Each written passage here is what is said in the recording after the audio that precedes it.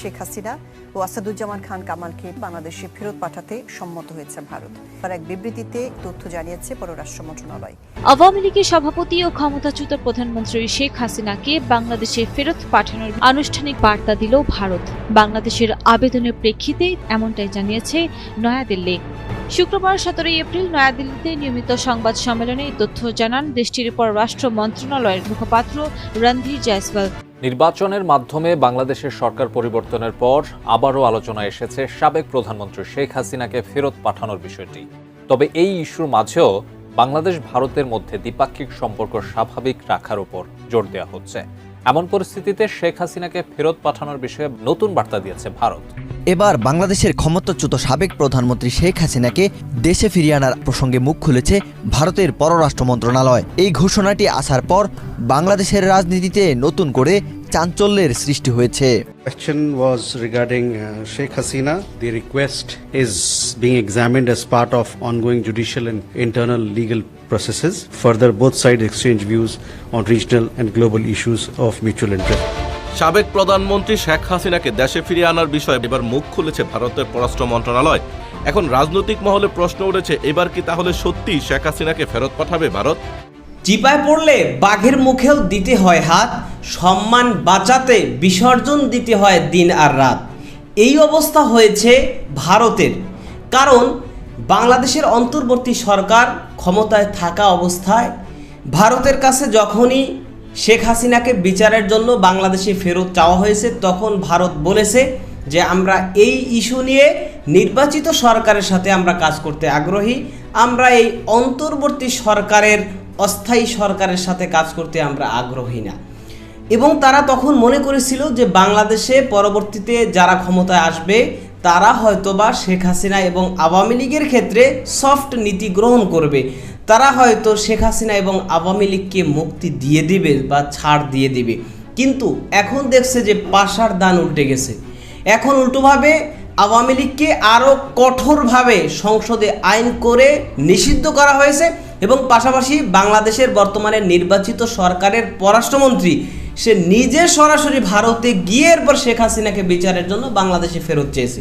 যেই কারণেই কিন্তু এবার শেখ হাসিনাকে বিচারের জন্য বাংলাদেশে ফেরত দিচ্ছে ভারত এবং ইতিমধ্যেই শেখ হাসিনাকে ফেরতের আনুষ্ঠানিক ঘোষণাও দিয়েছে ভারত।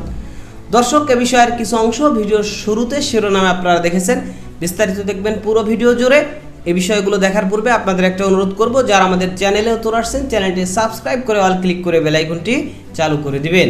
দর্শক, চলুন আমরা দেখব যে এবার শেখ হাসিনাকে যে বাংলাদেশে বিচারের জন্য ভারত ফেরত দিচ্ছে এবং ইতিমধ্যেই বাংলাদেশে ফেরতের আনুষ্ঠানিক ঘোষণা দিয়েছে ভারত, সেটা আমরা দেখব। সেটা দেখার পূর্বে চলুন প্রথমে আমরা একটু দেখে আসি যে কিভাবে মূলত ভারতের শুভ বুদ্ধি উদয় হয়েছে এবং বাংলাদেশের সাথে তারা যে কাজ করতে আগ্রহী এবং কেন আগ্রহী, এই বিষয়ে অত্যন্ত গুরুত্বপূর্ণ কিছু তথ্য আমরা প্রথমে দেখে এরপর ওই বিষয়টা দেখব। ধৈর্য ধরে একটা লাইক দিয়ে ভিডিওটি শেষ পর্যন্ত দেখতে থাকুন। দীর্ঘ অস্বস্তিকর সময়ের পর ঢাকায় একটি নির্বাচিত সরকার ক্ষমতায় এসেছে, আর সেই সরকারের একজন গুরুত্বপূর্ণ মন্ত্রীর প্রথম দিল্লি সফর যেন কূটনৈতিক আবহাওয়ার তাপমাত্রা মাপার থার্মোমিটার হয়ে দাঁড়িয়েছে। বাংলাদেশের পররাষ্ট্রমন্ত্রী ডক্টর খলিলুর রহমান দিল্লিতে পৌঁছে প্রথম রাতেই ভারতের জাতীয় নিরাপত্তা উপদেষ্টা অজিত দোভালের সঙ্গে বৈঠক ও নৈশভোজ করেন। কূটনীতিতে রাতের খাবার কখনো শুধু খাবার নয়, সেখানে খাওয়া দাওয়ার চেয়ে রাজনীতি হয় বেশি। বিশেষজ্ঞরা বলছেন এমন ব্যক্তিগত বৈঠক আসলে সংকেত দেয় দুই দেশ আবার পরস্পরকে বোঝার চেষ্টা করছে। পরদিন পরপর বৈঠক ভারতের পররাষ্ট্রমন্ত্রী এস জয়শঙ্কর, বাণিজ্যমন্ত্রী পীযূষ গোয়েল এবং জ্বালানি মন্ত্রী হরদীপ সিং পুরীর সঙ্গে। আলোচনার টেবিলে এসেছে গঙ্গা চুক্তি নবায়ন, প্রত্যাহার হওয়া বাণিজ্য সুবিধা ফিরিয়ে আনা এবং জ্বালানি সরবরাহ বৃদ্ধি। অর্থাৎ আবেগ নয়, বাস্তব স্বার্থই আলোচনার কেন্দ্রবিন্দু। কূটনীতির ভাষায় এটাকে বলা হয় রিসেট মোমেন্ট, সম্পর্ক ভেঙে নয়, নতুন শর্তে পুনর্গঠন। বাংলাদেশের রাজপথে একসময় গর্জে উঠেছিল দিল্লি না ঢাকা, ঢাকা ঢাকা। সেই স্লোগান ছিল শুধু রাজনৈতিক প্রতিবাদ নয়, বরং দীর্ঘদিন জমে থাকা ক্ষোভের বিস্ফোরণ। আন্দোলনকারীদের অভিযোগ ছিল পূর্ববর্তী সরকার ভারতের স্বার্থকে অগ্রাধিকার দিয়েছে, দেশের স্বার্থকে বলি দিয়েছে, বাংলাদেশের জনগণের অনুভূতিকে গুরুত্ব দেয়নি। আন্দোলন পরবর্তী সময়ে ভারতের পণ্য বয়কট, সাংস্কৃতিক কেন্দ্র ভাঙচুর, ভিসা সীমাবদ্ধতা, সব মিলিয়ে সম্পর্ক এমন জায়গায় পৌঁছেছিল যেখানে কূটনীতি প্রায় বরফে জমে যায়। পাল্টা হিসেবে দিল্লিও বাণিজ্য সুবিধা কমায়, ক্রিকেট সফর বাতিল হয়, যোগাযোগে শীতলতা নেমে আসে। বিশেষজ্ঞরা ভাবছেন এই ক্ষোভ কি শুধুই রাজনৈতিক ছিল নাকি সামাজিক স্তরেও ছড়িয়ে গেছে, কারণ এবার প্রথমবারের মতো সাধারণ মানুষের মনোভাব সম্পর্কের বড় ফ্যাক্টর হয়ে উঠেছে।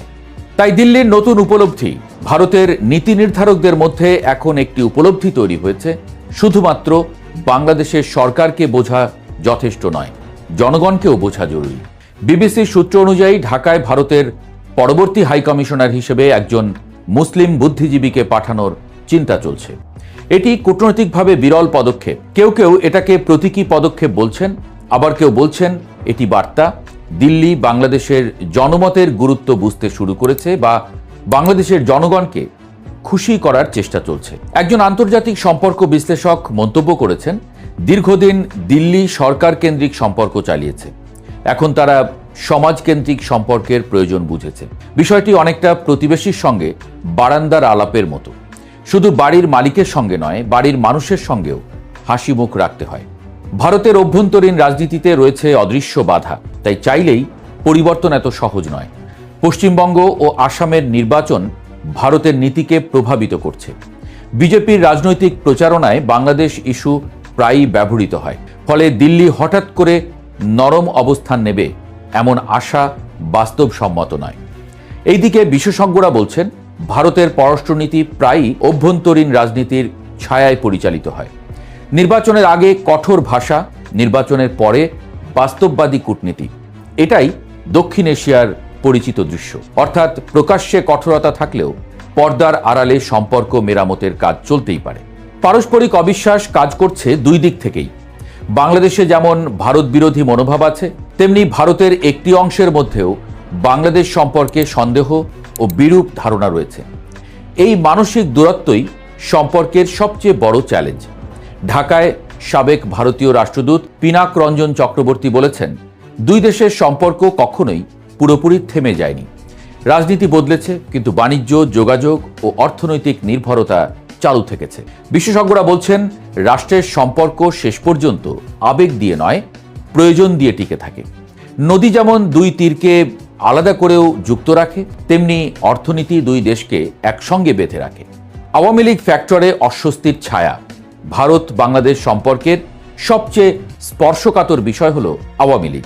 দিল্লির সঙ্গে দলটির দীর্ঘ ঘনিষ্ঠতা এখন নতুন সরকারের জন্য রাজনৈতিক চাপ তৈরি করছে। ক্ষমতাচ্যুত শেখ হাসিনা ভারতের আশ্রয়ে থাকায় বিষয়টি আরও জটিল হয়েছে।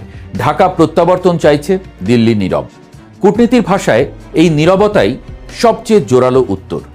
তবে পর্যবেক্ষকরা মনে করেন, বাস্তববাদী শেষ পর্যন্ত জয়ী হবে, কারণ কূটনীতিতে স্থায়ী বন্ধু বা শত্রু নেই, আছে স্থায়ী স্বার্থ। একজন সাবেক কূটনীতিক মন্তব্য করেছেন, ভারত বাংলাদেশে বহু বিনিয়োগ করেছে, তাই সরকার বদলালেই সম্পর্ক বদলায় না। বিএনপি বিজেপি সংলাপের মধ্যে রয়েছে নতুন অধ্যায়। দিল্লিতে বাংলাদেশের পররাষ্ট্র উপদেষ্টার বিজেপি সদর দপ্তর সফর একটি প্রতীকী মুহূর্ত। এতদিন এই ধরনের দলীয় যোগাযোগ সীমাবদ্ধ ছিল আওয়ামী লীগের মধ্যে, এখন সেই জায়গায় এসেছে বিএনপি। এটি বোঝাচ্ছে দিল্লি বুঝে গেছে বাংলাদেশের রাজনীতি বদলেছে এবং নতুন বাস্তবতার সঙ্গে খাপ খাওয়ানো ছাড়া উপায় নেই। বিশেষজ্ঞরা বলছেন, এটি ডিপ ডিপ্লোমেসি, সরকার নয়, রাজনৈতিক শক্তিগুলোর সঙ্গে দীর্ঘমেয়াদী সম্পর্ক তৈরি। তবে আসল বাস্তবতা হলো, প্রতিবেশী বদলানো এত সহজ নয়। বাংলাদেশ ও ভারতের সম্পর্কের সবচেয়ে বড় সত্যটি খুব সাধারণ, প্রতিবেশী বদলানো যায় না। ইতিহাস, ভূগোল ও অর্থনীতি দুই দেশকে একে অপরের সঙ্গে বেঁধে রেখেছে। বাংলাদেশ ভারতের জন্য পূর্বাঞ্চলীয় নিরাপত্তা এবং সংযোগের কেন্দ্র, আর ভারতের বাজার, জ্বালানি ও ট্রানজিট সুবিধা বাংলাদেশের অর্থনীতির গুরুত্বপূর্ণ অংশ। বিশেষজ্ঞরা মনে করছেন, রাজনৈতিক উত্তেজনা যতই থাকুক, বাস্তব প্রয়োজন দুই দেশকে আবার আলোচনার টেবিলে ফিরিয়ে আনবে। দিল্লি ও ঢাকা এখন এমন এক সন্ধিক্ষণে দাঁড়িয়ে, যেখানে অতীতের ক্ষোভ ও ভবিষ্যতের প্রয়োজন মুখোমুখি। রাজপথের স্লোগান এখনও স্মৃতিতে তাজা, কিন্তু কূটনীতির টেবিলে বসা মানুষরা জানেন, সংঘাত দীর্ঘস্থায়ী হয় না, স্বার্থ হয়। কখনো হয়তো সম্পর্ক আর আগের মতো হবে না, হয়তো নতুন এক ভারসাম্য তৈরি হবে, যেখানে বাংলাদেশ বলবে বাংলাদেশ ফার্স্ট আর ভারত শিখবে সমতার ভাষা। প্রতিবেশীর সঙ্গে সম্পর্ক অনেকটা চায়ের কাপে চিনি মেশানোর মতো, কম হলে তিতা, বেশি হলে বিরক্তিকর। ঠিক পরিমাণটাই আসল কূটনীতি। প্রশ্নটা তাই আর দিল্লি না ঢাকা তা নয়। ঢাকা চাইবে সম্মান, দিল্লি চাইবে স্থিতিশীলতা। এই দুয়ের মাঝে কোথাও গিয়ে মিলবে সমঝোতা।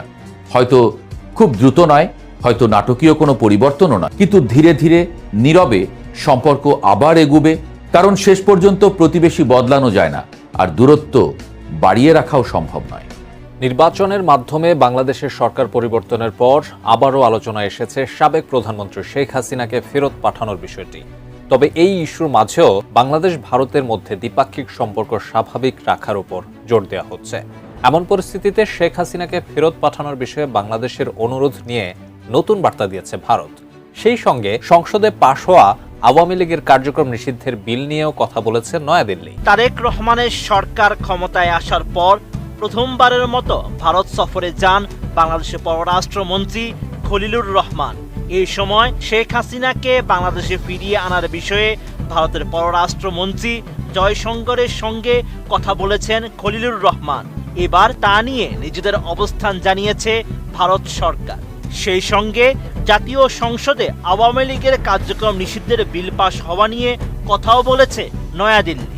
17 এপ্রিল পররাষ্ট্র মন্ত্রণালয়ে নিয়মিত সংবাদ সম্মেলনে শেখ হাসিনার প্রত্যর্পণের বিষয়ে সাংবাদিকদের এক প্রশ্নের জবাবে মুখপাত্র রণধীর জয়সওয়াল জানান, এই অনুরোধটি বর্তমানে চলমান বিচার বিভাগীয় এবং অভ্যন্তরীণ আইনি প্রক্রিয়ার অংশ হিসাবে অনুরোধটি খতিয়ে দেখা হচ্ছে। এই ইস্যুতে সংশ্লিষ্ট সকল পক্ষের সঙ্গে গঠনমূলক আলোচনা চালিয়ে যাবে নয়াদিল্লি। বিএনপি সরকার ক্ষমতায় আসার পরে ভারতে সফরে গিয়েছে বাংলাদেশের পররাষ্ট্রমন্ত্রী।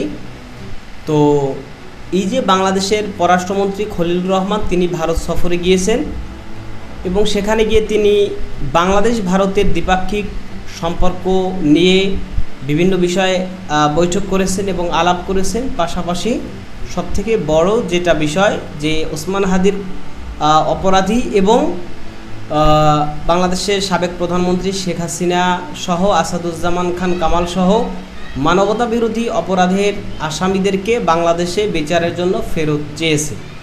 এটা হচ্ছে সবথেকে বড় একটা সংবাদ। তো শেখ হাসিনাকে বাংলাদেশে ফেরত যাওয়ার বিষয়ে অনেকেই হয়তো মনে করেছিল যে বিএনপি ক্ষমতায় আসার পরে হয়তো বা শেখ হাসিনার বিষয়ে তারা একটু সফট নীতি গ্রহণ করবে, তারা হয়তো বা শেখ হাসিনার বিচার নিয়ে তারা অতটা কঠোর হবে না এবং পাশাপাশি আওয়ামী লীগের বিষয় নিয়েও হয়তো বা তারা কিছুটা সফট নীতি গ্রহণ করবে।